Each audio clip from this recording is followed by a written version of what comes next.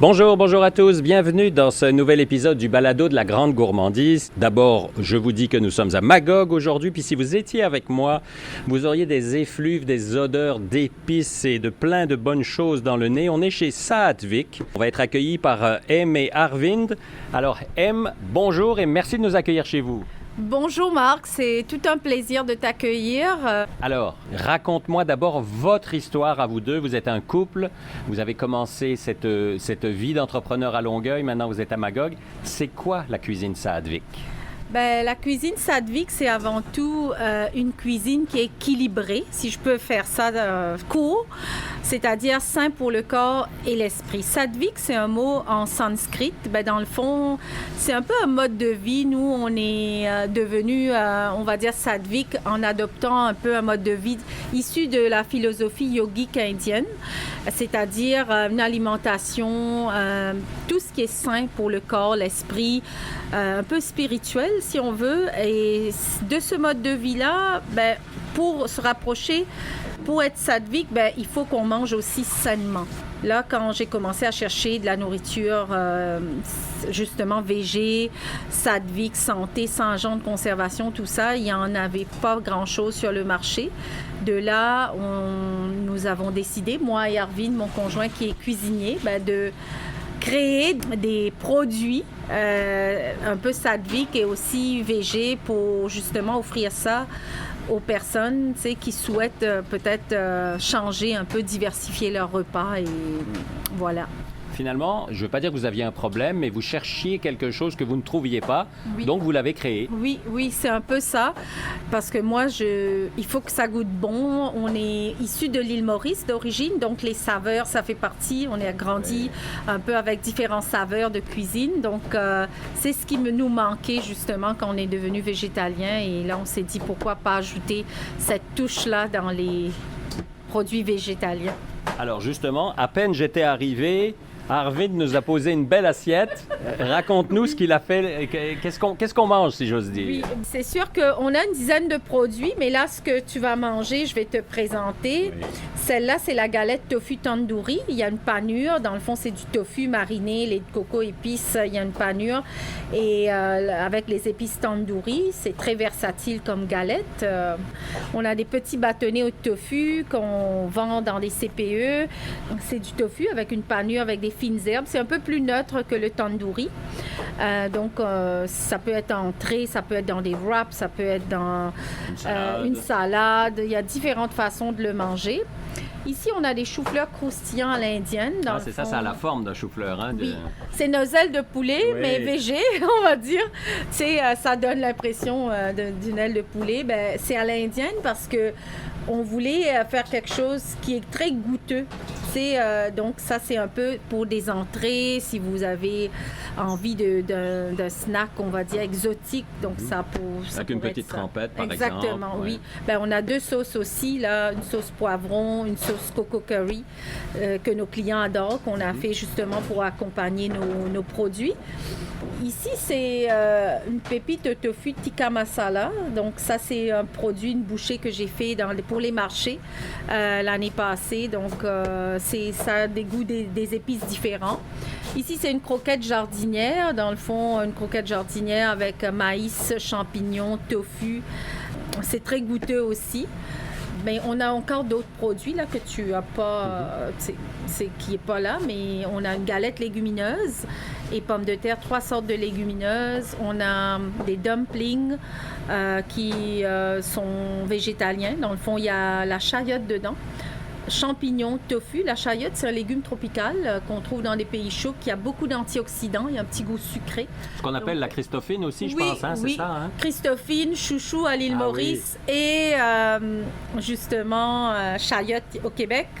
C'est unique, je pense, nos dumplings, là, en ce sens. Donc, et c'est notre meilleur vendeur aussi. Sinon, à part ça, on a développé récemment un produit, un très nouveau produit qu'on vend chez Ferme Loufa. C'est un poisson style vegan. C'est comme des galettes marines. Ça goûte un peu le poisson, mais c'est pas du poisson.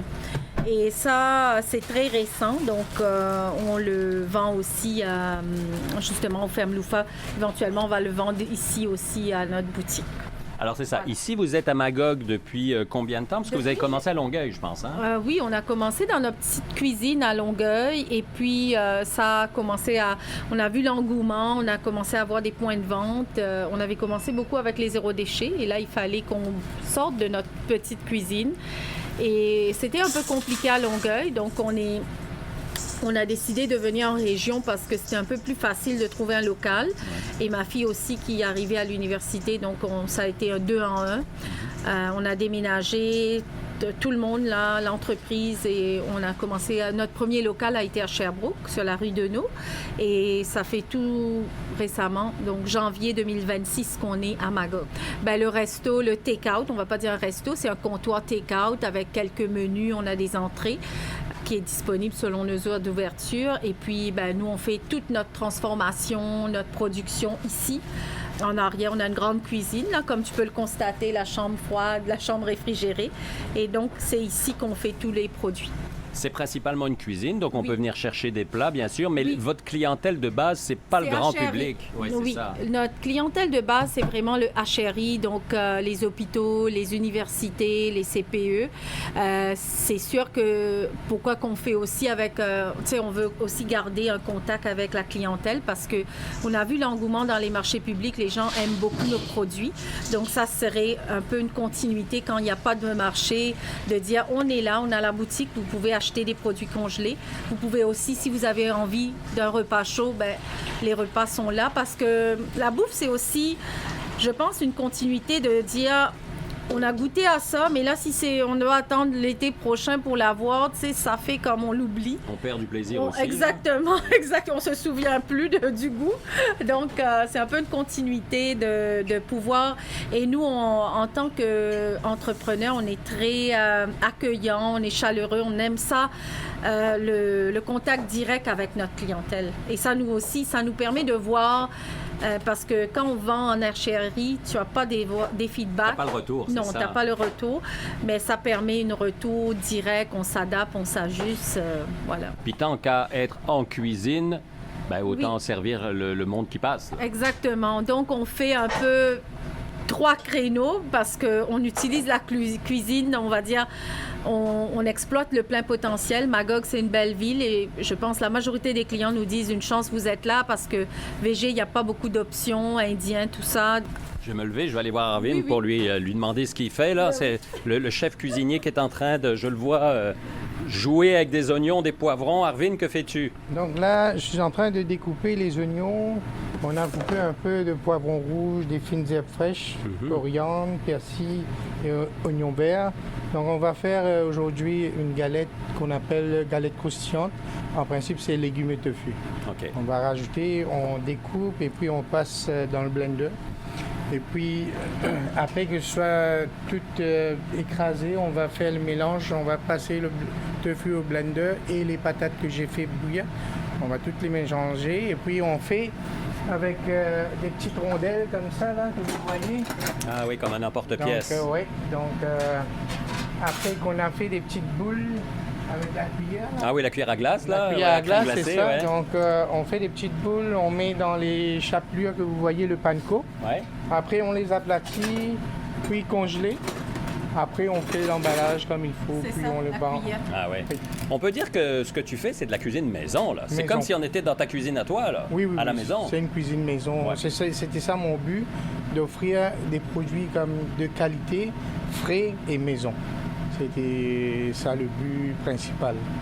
Et en plus, vous n'êtes pas obligé de refaire à manger à la maison parce que vous le faites ici, c'est pratique. Ben, c'est vrai qu'on a pas mal de variétés, mais on cuisine différemment à la maison. Oui, j'imagine. On aime tellement cuisiner que malgré qu'on cuisine toute la journée, mes enfants me disent, mais vous n'êtes pas fatigué de cuisiner, mais on cuisine d'autres recettes à la maison. Oui, c'est ça.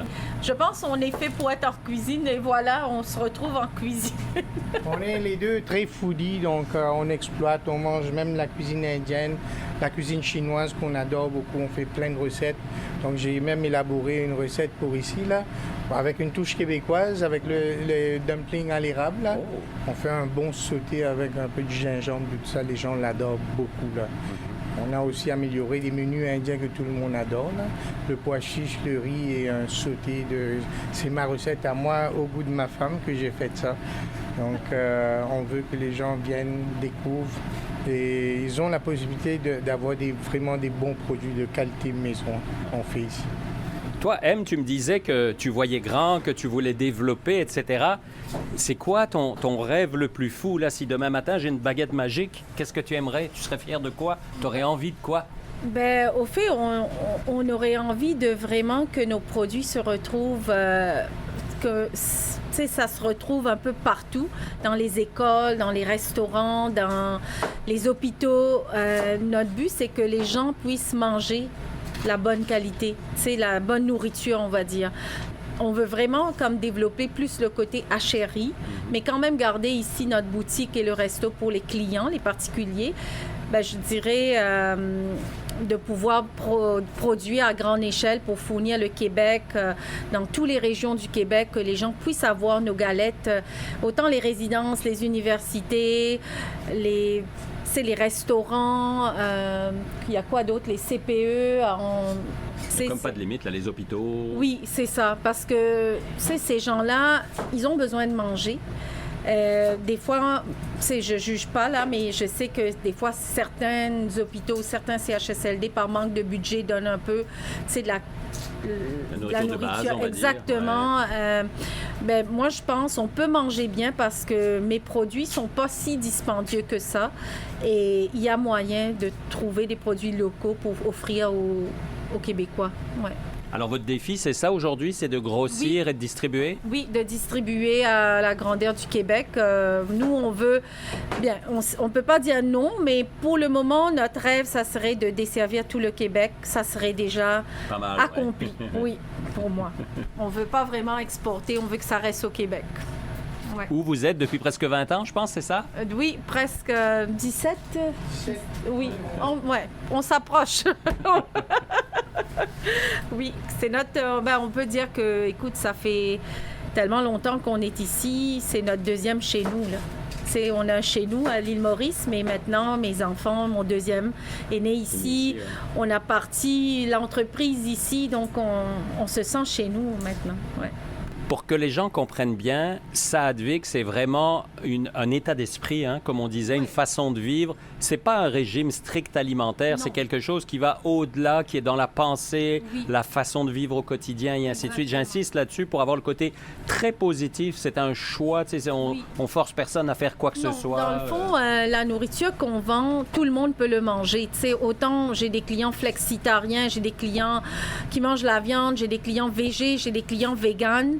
Nous, c'est une façon une philosophie, là, une façon de vivre, de manger sa vie quand on veut se rapprocher, on veut s'élever pour dire qu'on est au plus haut niveau qu'on puisse être. De conscience. Exactement, de conscience, de pensée. Alors, pour ceux qui nous écoutent, si on habite Magog, c'est facile, il suffit de venir vous voir. On va chercher ça sur site Internet et réseaux sociaux, c'est ça, exact.